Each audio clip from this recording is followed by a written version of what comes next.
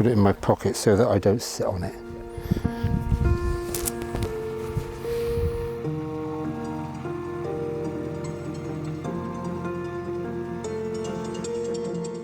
So we are back here at Crowcombe Court. This is the very, very last day of the dig. The digger is here to start filling it all in. So just before that happens, we thought we would sit down and have a quick chat with Richard, just to have his thoughts on how it's gone over the last few weeks. Richard, thanks for joining me here on the dig. It's looking a little bit empty now. It is. It's really sad as well, isn't it? And the machine's here. It's already been filling in some test pits. And I'm just doing a bit of fertling just to the last few bits and pieces. You just can't let it go. Can't let it go. There's a few. There's always going to be more questions, you know. But no, just a few bits and pieces while the machine's filling in the test pits. So what happens from here for you then? What with all the information that you've gathered from here? What will you do with all of that? Well, all the fines are back at our store already. We've got a little bit more washing, fines processing to do, and then they'll be separated out into their artefact types, and then they will go off to the various specialists, and hopefully we'll get the results back in the autumn. And then we'll be able to sort of put the story together.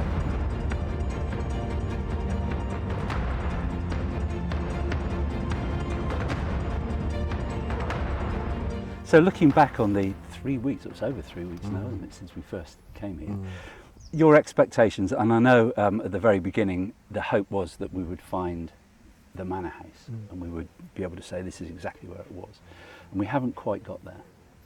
We haven't quite got there, no. I mean, we've had some stunning archaeology though, you know, and I guess, you know, the sort of pièce de résistance really is finding that pavilion in Trench 2 and to have the whole thing. Oh no, this is Trench 1. Trench 1, oh forgive me, yeah, no, Trench 1.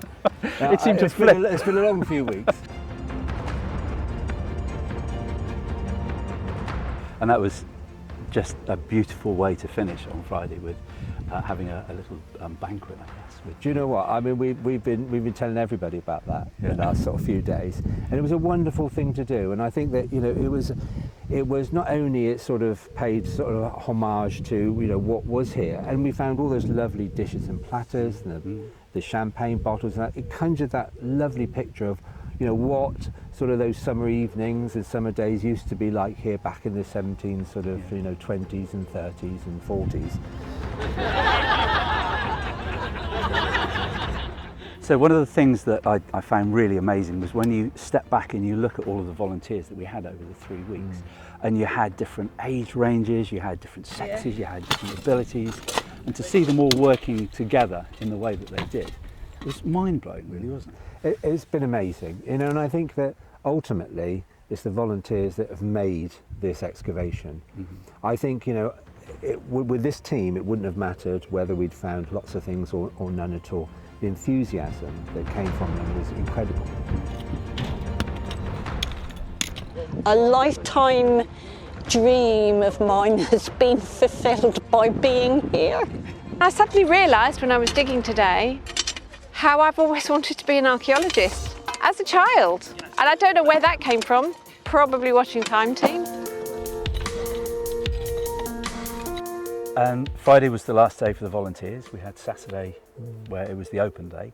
And then you did a bit more digging on Monday.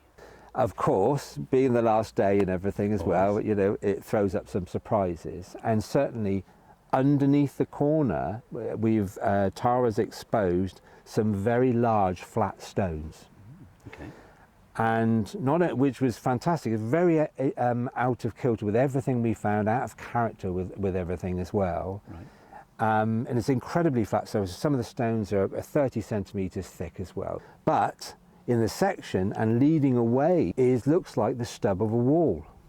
Okay. Now this isn't, as far as we can tell, this is not garden related. It seems nothing to do with that. And one of the interesting things is it's got a flat capping stone that goes right the way across the width.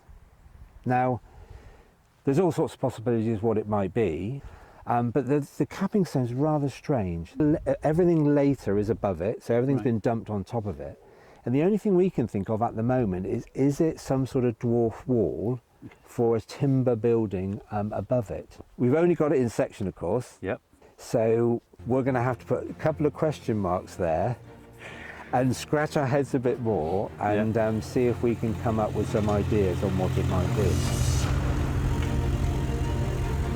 So here we are, we're here 3 weeks, just over 3 weeks later. We were looking for the manor house. We haven't found the manor house, but now all of a sudden, looks like we might have to come back. I will do. Richard, thank you very much indeed for everything. Actually. It's been an amazing 3 weeks, and I know on behalf of all of the volunteers as well, it's just been the best experience. The weather obviously helped as well, but thank you very much, and we'll see you next time hopefully. Absolutely. Okay. Thanks, Anthony. Thank you very Cheers. much.